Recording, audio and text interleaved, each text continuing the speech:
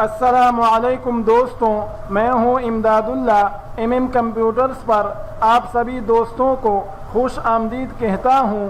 آج میں آپ کی خدمت میں MS ورڈ کا لیسن نمبر 2 لے کر حاضر ہوا ہوں۔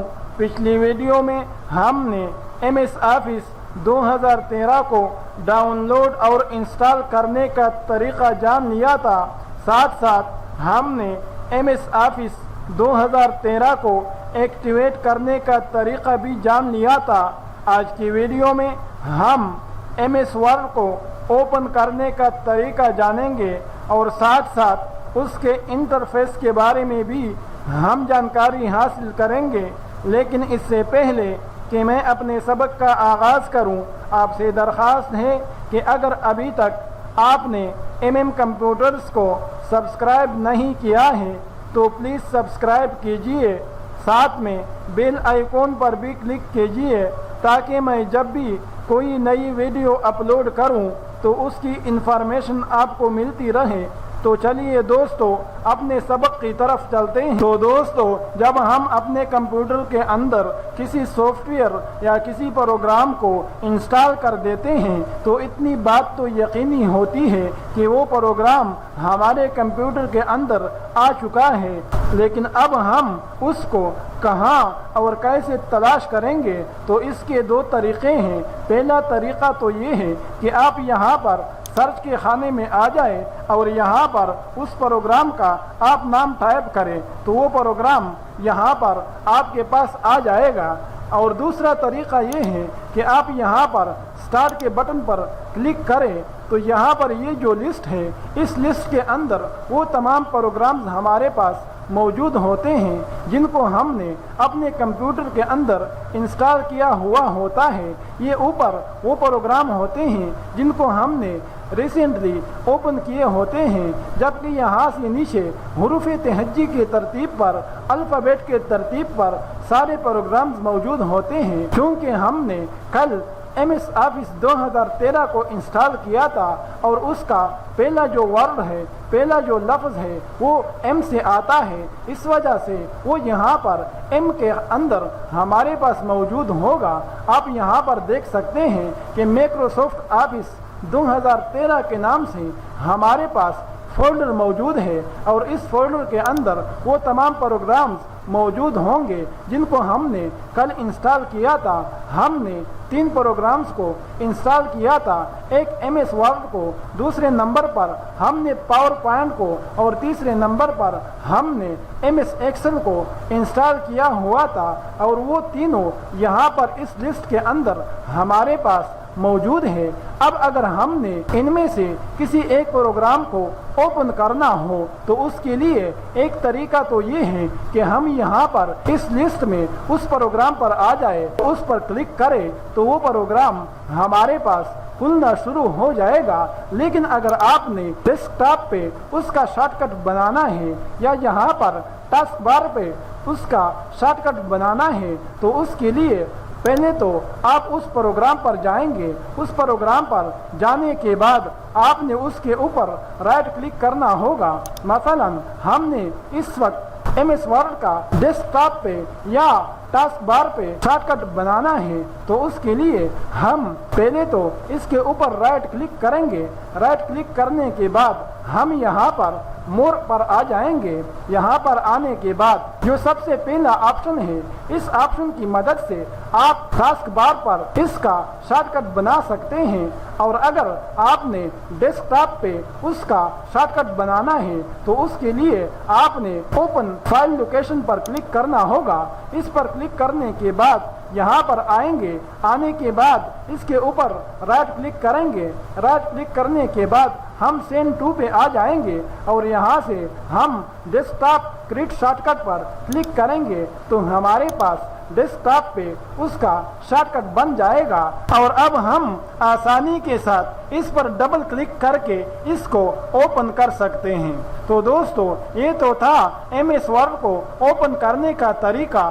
اب ہم ذرا اس کو اوپن کر کے اس کے انٹرفیس کے بارے میں بھی جانکاری حاصل کر لیتے ہیں۔ تو دوستو جیسے ہی ہم اس کے اوپر ڈبل کلک کر دیتے ہیں تو یہ ہمارے پاس ओपन हो जाता है और हमारे पास इसका वेलकम स्क्रीन सामने आ जाता है। इसके अंदर काफी सारी चीजें हैं, इन तमाम के बारे में हम आगे चलकर तफसील से बात करेंगे।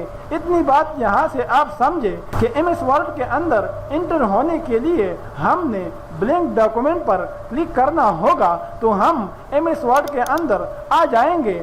यहाँ पर आने के बाद ये उसका इंटरफेस है और आज के सबक में हम इसके बारे में मुकम्मल जानकारी हासिल करेंगे कि MS वर्ड के इंटरफेस के अंदर क्या क्या चीज़ें हैं। उन तमाम के बारे में आज हम जानकारी हासिल करके अपनी बात को ख़त्म करेंगे। तो सबसे पहले हम टॉप राइट से शुरू करते हैं। तो दोस्तों यहाँ पर ये जो 3 बटन्स हैं, इनमें से जो सबसे पहला बटन है ये क्लोज का बटन है। अगर हम इस पर क्लिक करेंगे तो MS वर्ड बंद हो जाएगा, जबकि दूसरा वाला जो बटन है ये रिस्टोर का बटन है। इस पर जब हम क्लिक करते हैं तो MS वर्ड इस सूरत में हमारे सामने आ जाता है।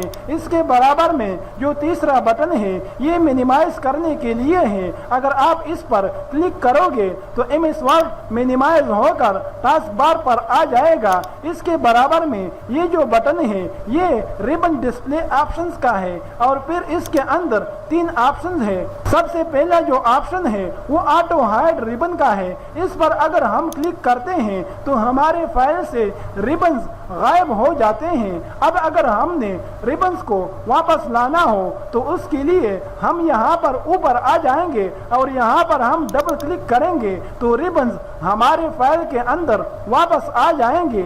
इसके बाद जो दूसरा ऑप्शन है ये शो टैब्स का ऑप्शन है।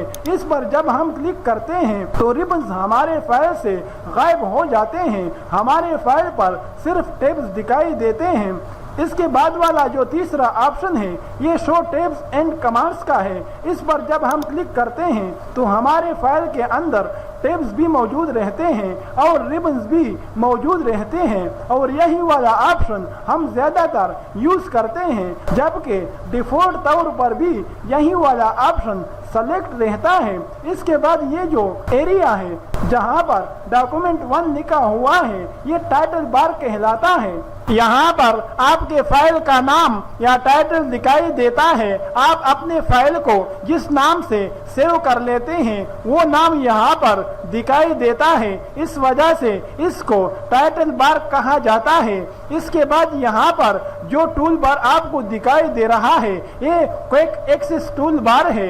इस टूल बार के अंदर वो तमाम कमांड मौजूद रहते हैं जिनको हम बार बार इस्तेमाल करते हैं और यहाँ पर जो छोटा सा बटन दिया गया है इस बटन पर क्लिक करके आप इस टूल बार के अंदर अपनी मर्जी से कमांड्स ऐड भी कर सकते हैं और अपनी मर्जी से जिन कमांड्स को आप हटाना चाहते हैं तो उनको आप हटा भी सकते हैं। लेकिन चूंकि हमने जिन कमांड्स को ज्यादा इस्तेमाल करना होता है उनके लिए हम कीबोर्ड शॉर्टकट्स इस्तेमाल करते हैं, इस वजह से हम इस टूल बार का इस्तेमाल बहुत ही कम करते हैं। इसके बाद यहाँ पर ये जो पट्टी आपको नजर आ रही है ये टैब्स कहलाते हैं और इसके नीचे ये जो ऑप्शंस आपको नजर आ रहे हैं ये रिबन्स कहलाते हैं। जबकि यहाँ पर ये जो एरिया है ये स्टेटस बार कहलाता है। इसमें सबसे पहला जो ऑप्शन है ये नेविगेशन बार है।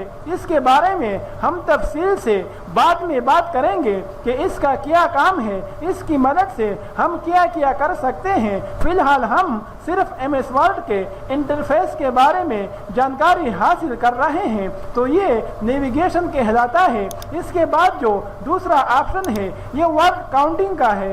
इस ऑप्शन के अंदर आपके फाइल में जितने वर्ड इस्तेमाल हुए हैं, जितने कैरेक्टर इस्तेमाल हुए हैं, इसी तरह जितने पैराग्राफ्स आपने बना रखे हैं और आपके फाइल के अंदर जितनी लाइनें हैं उन तमाम के हवाले से यहाँ पर इंफॉर्मेशन मौजूद होती है। तीसरा जो ऑप्शन है वो लैंग्वेज का है, लेकिन हम इस ऑप्शन को इस्तेमाल नहीं करते हैं क्योंकि अगर हमने लैंग्वेज को तब्दील करना है तो हम यहाँ पर आकर उसको तब्दील कर लेते हैं या कीबोर्ड से उसके शॉर्टकट को हम इस्तेमाल करते हैं। यहाँ से हम लैंग्वेज को तब्दील नहीं करते हैं। इसके बाद بعد یہ والا جو آپشن ہے یہ ریڈ موڈ کا ہے. اگر آپ اس پر کلک کریں گے تو آپ ریڈ موڈ پر آ جائیں گے. آپ کے فائل سے ریبن ٹیبز وغیرہ سب غائب ہو جائیں گے. اس کے بعد یہ جو آپشن ہے یہ پرنٹ لے آؤٹ ہے. جب آپ اس پر کلک کریں گے تو آپ دوبارہ سے